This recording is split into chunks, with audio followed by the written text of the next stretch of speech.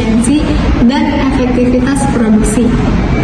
Kompensasi diberikan kepada karyawan sebagai balas jasa untuk pekerjaan mereka. Berikut ada beberapa tujuan kompensasi. Yang pertama, ada karyawan berkualitas. Setiap perusahaan pasti menginginkan karyawan yang berkualitas. Maka dari itu, kompensasi yang menarik untuk meningkatkan kandidat-kandidat yang berkualitas untuk kerja di perusahaannya. Dan yang kedua, ada mempertahankan karyawan.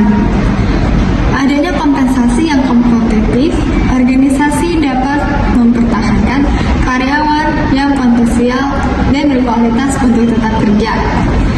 Dan yang ketiga, adanya keadilan.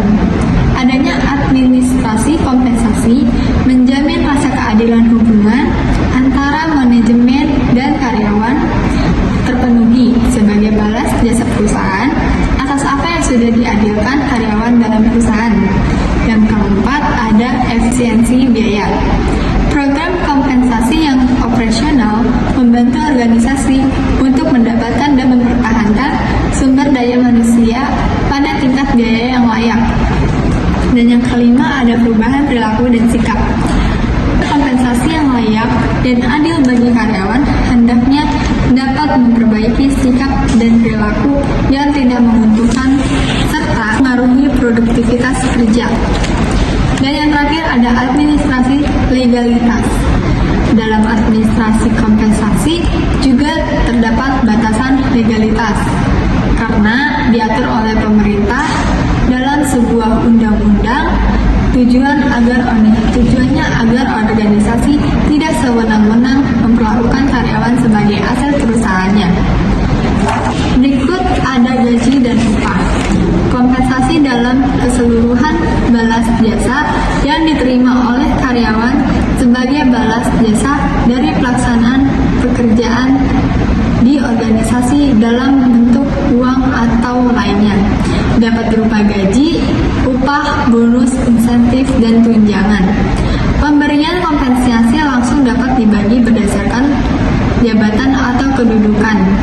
Di luar itu, terdapat komisi, insentif, dan bonus.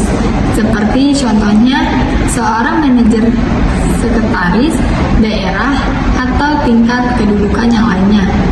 Ataupun agar penjualannya dibayar, besaran waktu seperti upah harian, mingguan, ataupun bulanan.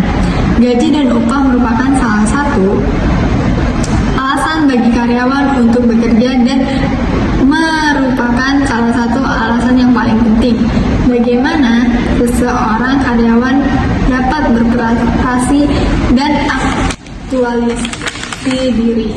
Ada langkah-langkah menentukan gaji dan upah. Yang pertama, analisis jabatan yang mengidentifikasi persamaan dan perbedaan dalam pekerjaan.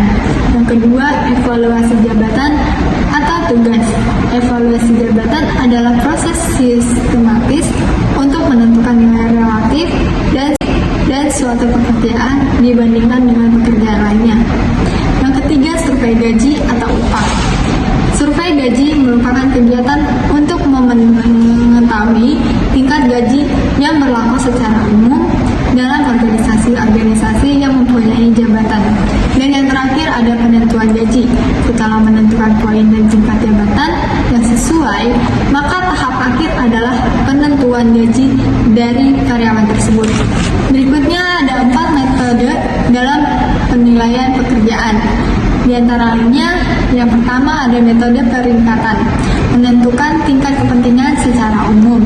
Dan yang kedua, metode pengelompokan, menetapkan suatu pekerja dalam kategori atau klasifikasi tertentu. Yang ketiga, metode perbandingan faktor, membandingkan beberapa faktor dalam pekerjaan yang dapat dikompensasi. Dan yang terakhir ada metode penentuan poin atau poin system yang menentukan poin untuk faktor-faktor yang dapat dikompensasi.